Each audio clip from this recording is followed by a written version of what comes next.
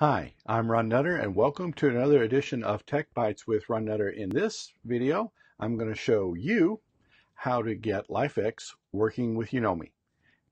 And that will start as soon as I can get the next thing keyed up. And I thought I was ready. Here we go.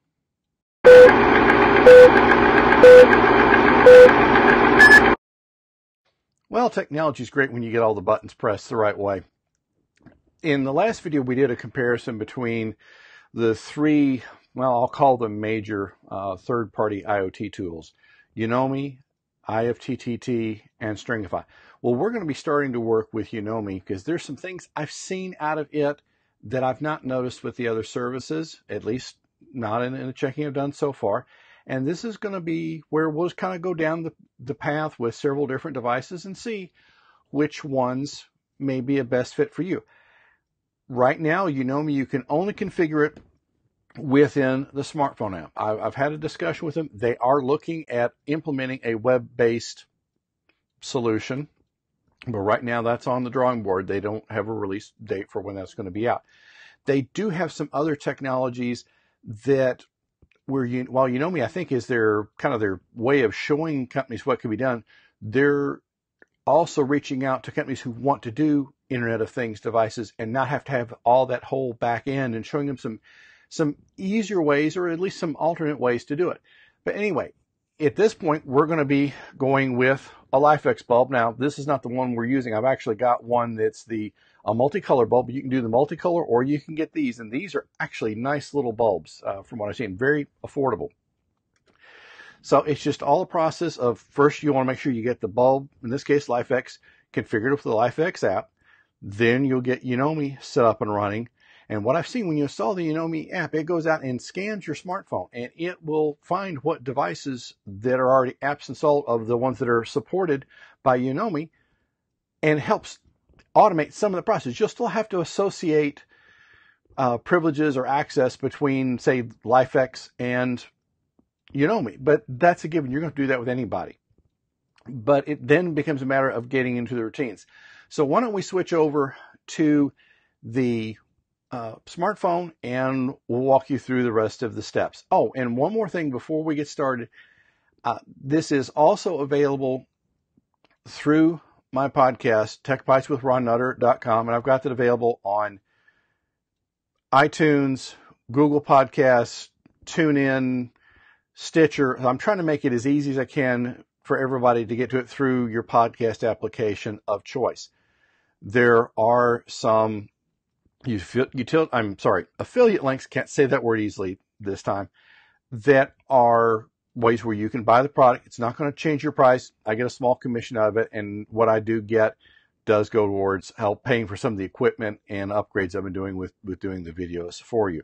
So it's appreciated if you do, but understand if you don't. There is also a link in the show notes for you to get a sample chapter from Volume 1 of the book I've come out with.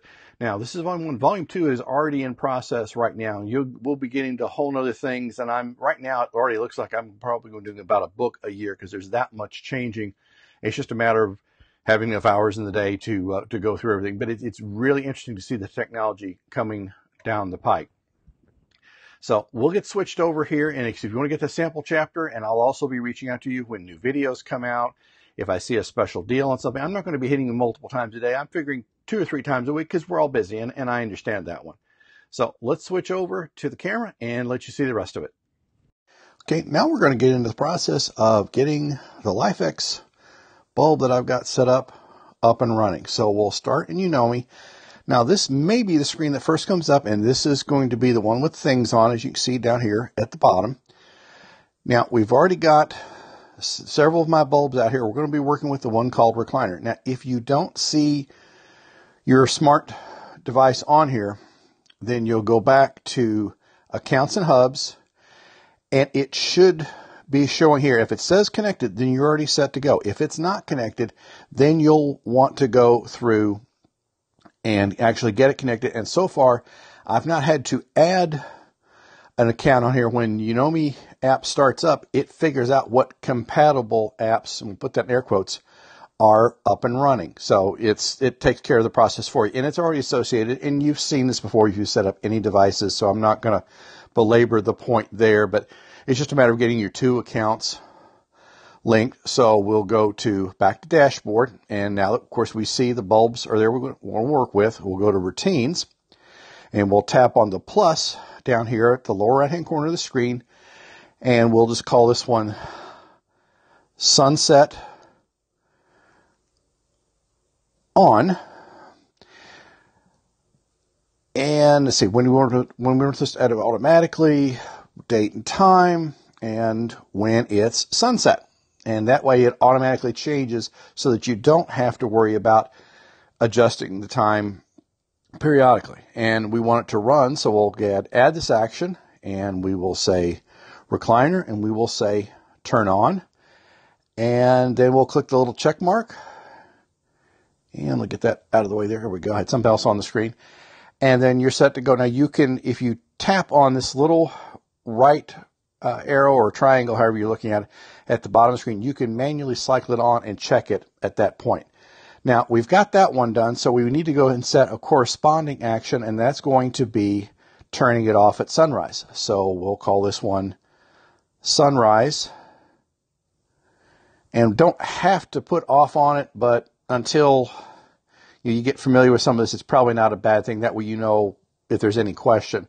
And add event, date and time, sunrise. And we'll go down here to run the action, and we'll tap on recliner, and we'll say turn off. And then tap the little check mark. Again, you can cycle it at that point if you want to. We'll click on that. And that really is as simple as it gets for doing an automated one that can automatically adjust times based on when it's light or dark. Now, there's two other actions you'll probably want to go ahead and get set up, or routines rather, and that's to allow Yonomi to be kind of your central console of things. And we'll tap on the plus sign, and we will go recliner on. And we don't care about when the event runs, but we want it to do the following actions. Recliner, turn on. Okay. And then we'll set another one for off. So we'll call it recliner.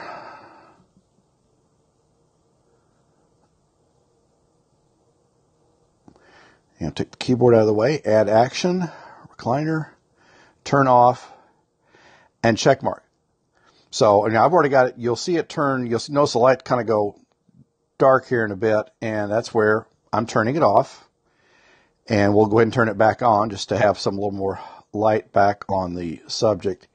Now you'll notice on the top of the screen, this is a default action. It tells you when it's turned a device on and off. Now you can turn that off, and here's how you go do it. You'll tap on the little gear icon, and you can turn off notifications. So especially when you're initially troubleshooting and it acts like it's not working right, you can look here. Now in the case of and see now that the sequences have got kind of out of whack, so we'll turn it back on. And it's sometimes with cloud-based technology, that's simply going to happen. So we'll go back over here. Now you can see about troubleshooting the notifications, and if Yonomi says it's turning it on and off and it's not, then in this case what you do is you would go into the Lifx app, and we'll tap it on here, and we'll click the gear icon, and you just go through the menus here, and there would be a logging option that you can pick up, but it's basically it's getting things started so that if you do have problems, you can first see if Yonomi, if it says it's doing it and it's not getting a response back, then you would go to the device. And well, here, before you even worry about the logs, let's go back into Lifx. And now I've got it named differently here, but in this case it's chair, so I can tap it. And if it turns on and off from the app that comes with the smart device, but Yonomi's not clicking, well, that's when you need to start doing some digging and look at the logs, see where the problem may be. And if you were to add voice control to this, then that's another layer. So first, I guess the good troubleshooting step would be, if it's a Lifx Bulb or whoever it is, use their app first to see, is it responding to that? If it's not responding to that, then that pretty much tells you that it's something with the cloud setup or something in the app that's not talking to the bulb. or something maybe in your internet connection. If it works there and Yonomi's not, well, then you may have to, sometimes it may be as, I have to say crude, but you may have to break the connection between accounts and reestablish it because there might be something in the handshake between the two systems that's the problem. Now, it gets into a conversation about where do you link in the voice control. And to me, it makes sense to link it into Yonomi because that way you've got one central point of what's going on. Now, you could link the voice control, whether it's Amazon or Google or Cortana, directly to the device if it supports that. But if it doesn't, this is where having something like Yonomi can be a real help because it can link to those voice control systems, to the other smart devices that may not support a direct linkage from, say, the Amazon or Google Home. So there are advantages to having a central console to things. And that's just one of the things that you were going to be showing with Yonomi. And it's, in the short time that I've used it, it's a very versatile system and it has potential. It may be exactly what you need, and you may find that one of the other services is better suited to you. But Yonomi is constantly changing, and I think it holds a lot of potential. So I'm going to be working with them for quite a while, and I've got some conversations coming up with them hopefully this week and seeing about some other things that we can pursue because it has a lot of potential, and it's one more option. Well, we'll come to the end of this video. Thank you very much for your time. Thank you to everyone who's subscribed to the channels. I'm trying to get to everybody's comments.